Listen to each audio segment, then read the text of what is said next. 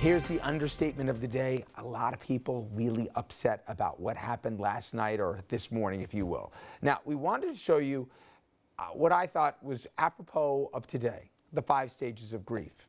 You've got denial, then it goes to anger, then you go to bargaining, then there's depression, and then finally you have no other choice but to go for acceptance. Well, Hillary Clinton, she said it is going to take a long time to get over this painful loss, and some would say even the punctuation of the final chapter of her political career. But the question is, who is to blame? And should we start with the candidate herself looking in the mirror? Or how about John Podesta and his staff, the ones who maybe arguably had the wrong plan, the wrong messaging, and the wrong optics? Did they cost the election? How about the FBI director, James Comey? He definitely didn't do her any favors announcing a new email investigation just 11 days before the election day. Oh no, the day before saying never mind. Now the DNC, they didn't come out smelling roses like roses. Remember how the DNC chair, who I know Dominic caught up with last night, Debbie Wasserman Schultz, she had to step down right before the convention after hacked emails showed the party favored Hillary Clinton over Bernie Sanders, feeding that whole rigged narrative from the general election opponent. And when we talk about Bernie Sanders, how about him? His millions of supporters never really got in line with Hillary after she won the primary. And more than that, he drove her to the left even more, and nobody thinks that really helped her chances come the general. And I'll add one more, guys. How about us? And not just the three of us. How about the media? We all thought it was funny. We all laughed along with Trump with the escalator going down. We all thought it was a good carnival show. And everybody and their brother, if they could have gotten him on the show, would have taken him. They took phoners from Trump in every A block one morning on morning newscasts of networks across the country. I've never seen it, and it will never happen again. He had everybody eating out of the palm of his hands, even when he said the most outrageous things because, hey, he was good ratings and he was good TV. But in the end, the media also took their sweet time here to finally say, wait a minute, this isn't funny anymore. So I'll start with you, Andrew. When they go through the autopsy of how this went down, was this just timing that she couldn't avoid? If you were an establishment candidate, you couldn't beat someone from coming from the outside? Or was it the messenger and the message, let alone all the other people we identify? I would spend a lot of time in that review focused on Hillary Clinton herself. I think, A, she did herself no favors with things like the emails and then playing fast and loose with the apologies and whether she was going to own that or not. She never really reached out to those disaffected voters that we were talking about in the A block across the Midwest, never offered them an alternate path or really a reason that they should even consider going for her. She ran a much more negative campaign without offering a lot of possibilities. She didn't, I don't think, realize that she was going to be up against as big a demagogue as Trump turned out to be, who was offering absolutely no substance whatsoever. But I think she sort of morphed into the Kate McKinnon Saturday Night Live caricature of her, which is, I will do anything to get myself elected. And she was never able to shirk that. Was she the wrong person at the wrong time? Yeah, probably. Would she have done better against a different Republican? Probably. And she certainly was not going to do well in an anti-establishment year, considering that she is such a firm part of the establishment. But I think for me, a lot of it stops and ends. So you think if it was a Joe Biden or a different candidate, we would have had a different result? I think Biden could have beaten Trump last night. I think Bernie Sanders might have been able to beat Trump last night. I really do. And conversely, I think other Republicans probably would have lost to Hillary Clinton last night. I think Kasich or Rubio or Bush would have lost to Hillary. Tom? I see it differently. There is no other reason she lost except for sexism, period. We can play this game all we want to. We can analyze Hillary. She wasn't the perfect candidate. To date, I've never met the perfect candidate, okay? Maybe Obama was as good as they come to being the perfect prototype candidate.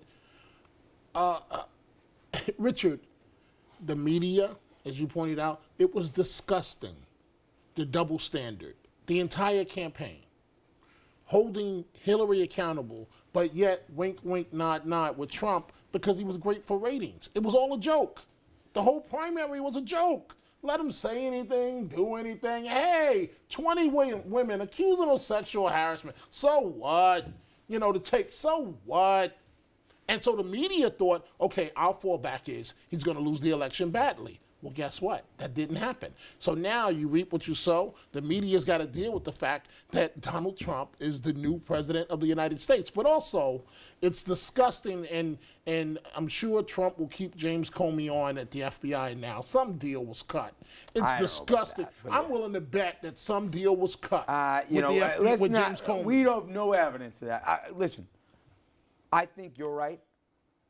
He said things, dozens of things, that I've seen political careers be destroyed over, and then the next day there's another soundbite. And I don't think we knew until the end to laugh, to mock, to take him seriously. And I think the media has some responsibility. But in the end of the day, I'm going to push back on that point just a little bit, because yes, he did say all of those things, but the media pushed back on him too and held him to task, or took him to task, for most of the things that he said that were outlandish. The problem was there were so many of them, and they came on top of each other, that by the time you could really litigate out one of them, you were already on to another one. So I think there was pushback against some of the things that he said that would otherwise have sunk other candidates. listen, maybe so, but I also think there were opportunities, and I use the sports analogy. She was playing four corners. She thought, in the end, everybody's right, and we all believed it too. We looked at the map, we looked at the polls, we looked at the trending. The Nate Silvers and the rest here, I interviewed somebody from Huffington Post yesterday. She was convinced it was 323 electoral votes and the Dems were winning the Senate. All those analytics that they used, yeah, okay, save your money. To me, she wanted to get out the African-American vote. Instead of just relying on the president to do so, how about telling everybody that if that if Donald Trump had his way, you'd have dead kids right now in the Central Park Five. And it's not just that he was wrong. When he was shown that they didn't do it, he didn't care. You wanted to go to women? For once, just look in the camera and be honest and say, I've gone through some tough times in my life. I've been wrong before. But you know what? We don't want a guy saying this. Some of these guys think it's funny. We know it's not funny. We all know a guy like this guy. And try and resonate. White women without college degrees voted for Donald Trump last night more than they voted for Hillary Clinton. If she couldn't connect with those people with a shared belief that there's a rule for a guy and there's a rule for a woman and it's not the same level playing field, and she gets it, that's on her. And for all those blue-collar guys who thought maybe he was funny, they weren't all meatheads. Some of them really believed that he's going to do more to try and get their job back at the mill or at the factory than she will. That was her job, to be able to say, no, he's not. And this is what I will do. Let me show you what you make now and what you could make if I win. It didn't happen. It wasn't a good campaign she ran. I think the media gave a pass. And I think at the end of the day, there was a misread, because I think people voted yesterday, not just because they were mad, but because it was an event. I said it last night. I really believe it, Dom. It's like at the end of a show, these reality shows, which is what this election was, who's getting the rose, who's gonna win the voice, who's getting the tiki doll at Survivor. I know people who voted who were the most low information voters, who said, hey, you know what? I've been watching so much of it anyway, I might as well vote.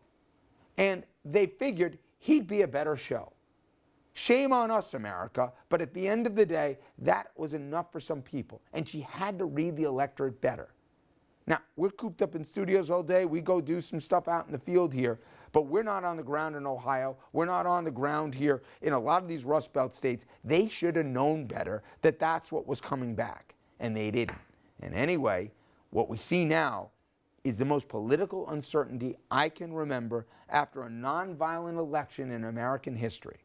So when we come back, who will Trump surround himself with? Who will Donald Trump be? I will tell you, if the stage last night's an indication, be afraid, be very afraid.